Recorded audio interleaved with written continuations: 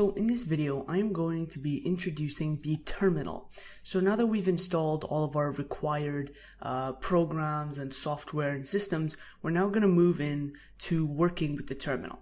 So firstly, what is the terminal? Well, pretty much a terminal is a way to interact with your operating system directly. Now, of course, there are many ways to interact with your operating system. So for example, if I just open up the File Explorer here, you can see I can go through my desktop, my folders, I can interact with it. On top of that, this desktop is a way to interact with your operating system. It was built into Windows to give a more user-friendly experience.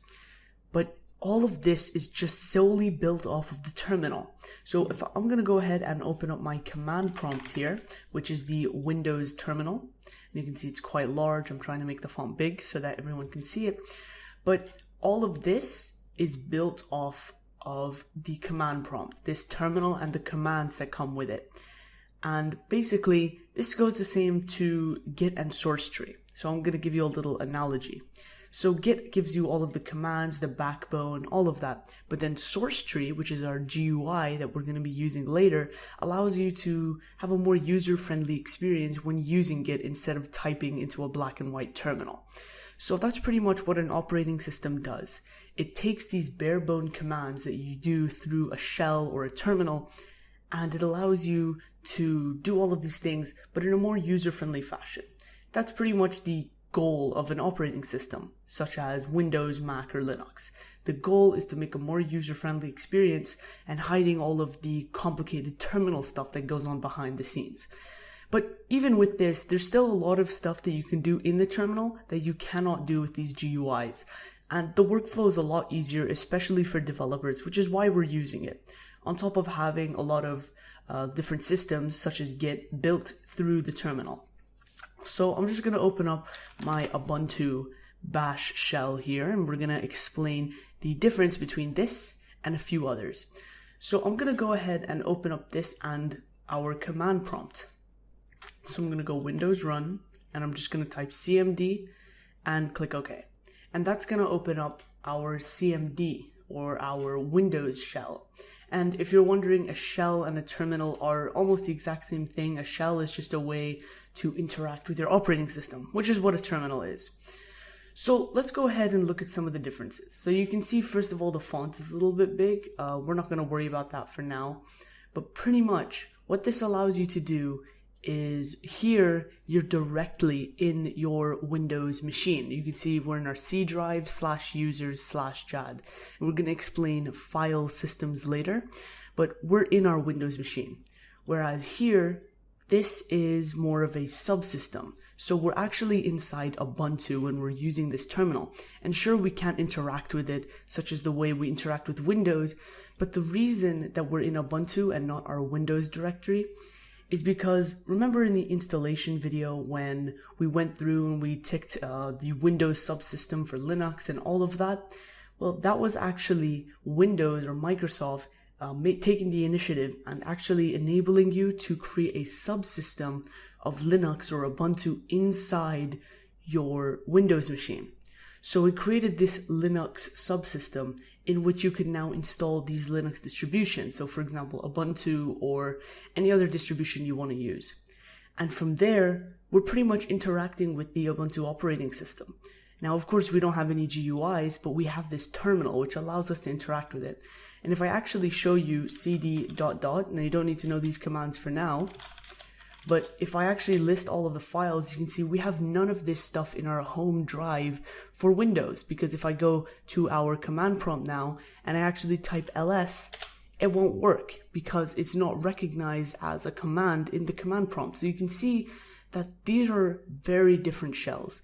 The Windows shell has a completely different set of commands than a regular bash shell, which is, by the way, the most commonly used one for developers. Not many people use the command prompt, and the bash shell is kind of considered the universal terminal to use. So that's why we're going to be using this one. Now, I'm just going to teach you how to access your Windows drive right here. So if you do cd ... twice, it's going to bring you up to your root. If you want to get into your Windows drive, all you need to do is cd into mount. Now, you don't need to know what this does or what CD does, but basically just think of this as moving between directories. So from here, you can now CD into your Windows drive. So you can see it's mount/C, which is the C drive, as you can see here. And now from here, you can go pretty much wherever you want. We have our program files, but if you want to get to your user, so your desktop, your files, you have to CD into users. And then from there, you can CD into your user. And then you can do whatever you want from there. So I have my desktop, my documents, all of that here. So you can see that these do have some slight differences between the Windows shell and the Ubuntu Bash terminal. But again, if you're on Mac or Linux, you don't really have to go through any of this because you already have a native shell installed. But for Windows users, this is the best way to get a native shell without using our Git Bash. So there we go. Now that we've explained some of the differences between a terminal and what it is, let's move on to some other things about the terminal. So I'm just going to talk a little bit about file structure.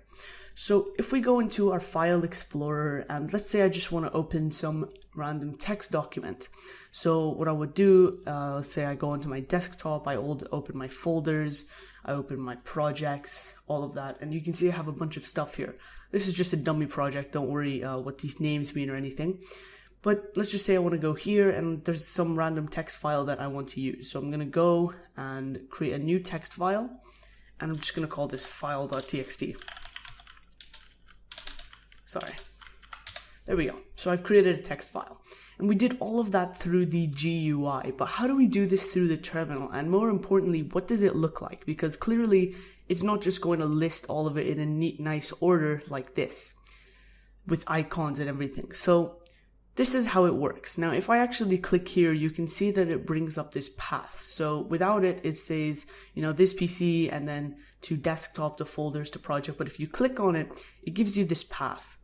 So if you already don't know what a path is, or if you're just starting out, basically what it allows you to do is specify what folder you're in. So it allows you to classify everything. So we start with the top level, which is the C drive. Then we go into our users, then your specified user, then your desktop, then folders, then projects. So it's kind of in a classification kind of order. So there's a top level set, which is your C drive, and then inside that there's users, then your user, then desktops, and so on.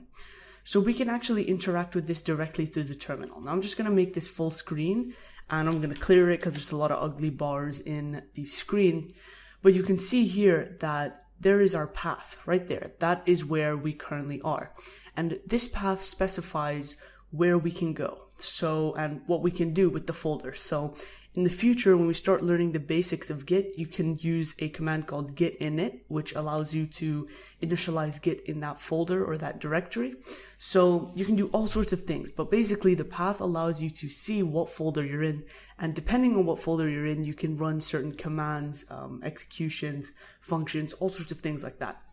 So now that we're done with paths, let's explain some of the different parts of the terminal. So you can see right here, I have my user, and you can see if you're on any machine, you can share users. You can have multiple users on a single machine. So you have your username and then the name of the machine. Usually it's your model number or something similar to that. So there you go. That's going to tell you the name of your machine, and that's going to give you your username. And then after the colon, it's going to be your path. But by default, I'm just going to close off the terminal. I'm going to close that. Now, if I'm going to open my Ubuntu shell here so you can see what it's going to look like for you from the start, you're going to see this, this little character here. So what does that actually signify? Well, this signifies your home directory. So pretty much all terminals have a home directory that you can edit through editing files in some text editor or some IDE. We're not going to go into editing it, but pretty much that symbol signifies your default directory. So I'm just going to, CD out of here. And like I said, you don't need to know any of these commands. But what I'm trying to do is just get away from the directory. So let's say I go really, really far and I want to get back to the start, which is our starting directory for Ubuntu. So I'm in my C drive right now, but I don't want to go back and retrace all of my steps. I don't want to do cd ... all of that to go back. What I want to do is just go straight to it. there's actually a very simple command to go to your default directory. It's just cd and then that character.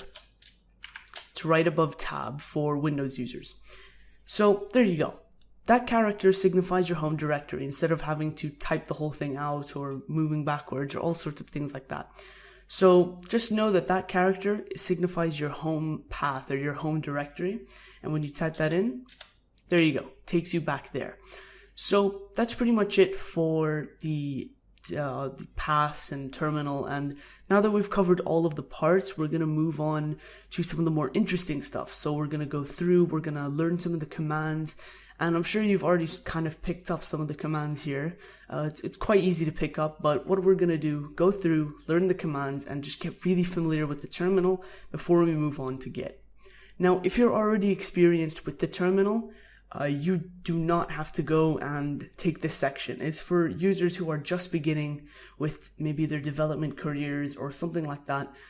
So if you're experienced with the terminal, feel free to skip this section. Most of this stuff you probably already know, but if you have no idea what a terminal is, then you should probably stick along and learn some of these commands.